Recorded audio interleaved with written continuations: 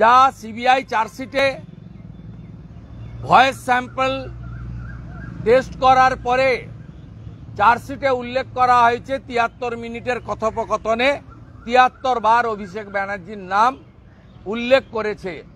কালীঘাটের কাকু lips and bounce, যার ডাইরেক্টরের নাম শ্রী অমিত ব্যানার্জি, মমতা ব্যানার্জির দাদা, যার ডাইরেক্টরের নাম শ্রীমতী লতা ব্যানার্জি জানেন, এবং যে লিপস অ্যান্ড বাউন্সের চেক পাওয়ার এখনো অভিষেক ব্যানার্জির কাছে আছে।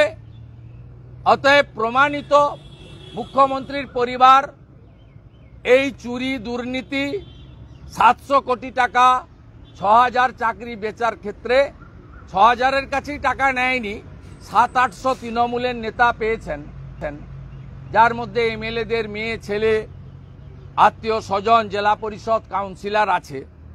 এর আগে আমরা একটা গ্যালারি করেছিলাম বিধানসভায়, আবারও গ্যালারি করে তাদের ছবি প্রকাশ করব, কোন কোন নেতা নেত্রী, এমএলএ এমপির আত্মীয়রা পেয়েছেন। বাকি চাকরি বেচা হয়েছে।